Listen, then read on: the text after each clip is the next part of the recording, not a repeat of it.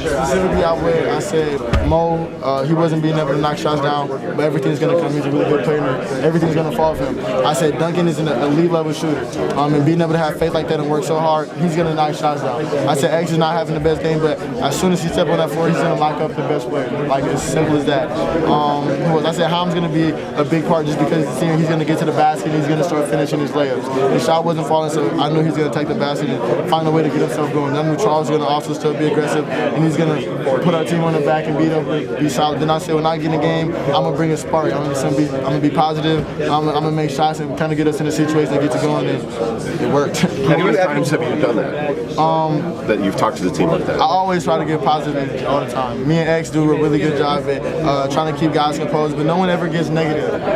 We came down, I think we're down 7.5, and being on a stage like this, anybody can get beaten up. But being able to know the work that we put in and having a positive mindset and just having faith in God, and having really good guys around us who have confidence and faith, like, we never really get rattled. Was that spontaneous? Just like you stood up and talked, or did you make that decision coming in here? Like, I'm going to say something. That's just kind of on the spot.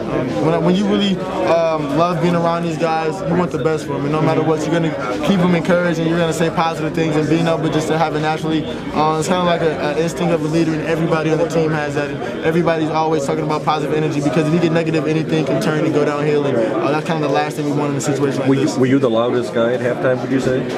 Yeah, for sure. I think I was talking the most. For sure. I wouldn't say I was the loudest, but I definitely was talking the most, and everybody heard me, everybody understood me, and being able to have guys who listen to me as a freshman, and being able to really take what I'm saying to heart and being able to understand it and rock with me was definitely huge, and we went out there and we did what we were supposed to. What was your main point?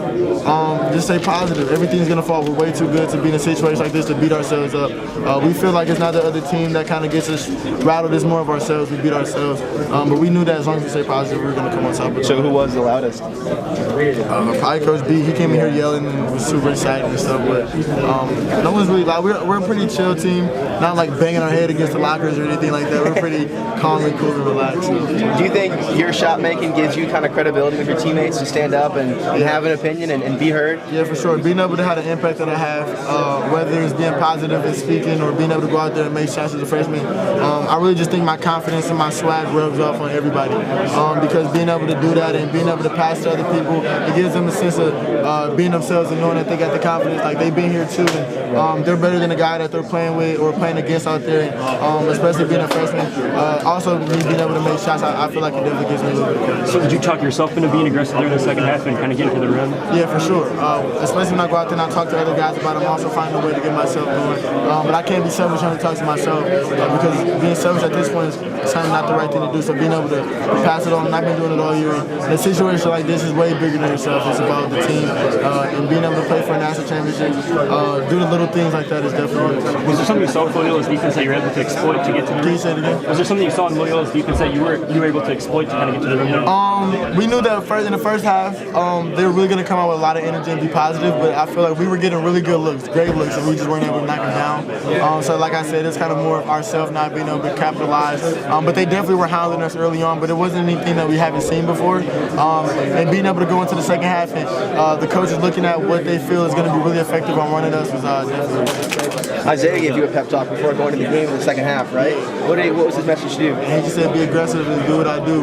Being in a situation like this, and everybody on the team, they just say I live for moments like this, and I love the bright lights and stuff like that. But I just feel like I just worked so hard, and being able to be in the stage where I can capitalize and show how I am as a player, especially having a guy like that, Isaiah being my brother, and being able to just stay locked in even though he wasn't having the best game, and still find a way to be positive and talk to me is kind of a mirror image of what I do to everybody else and how it rubs off and how we are as a team.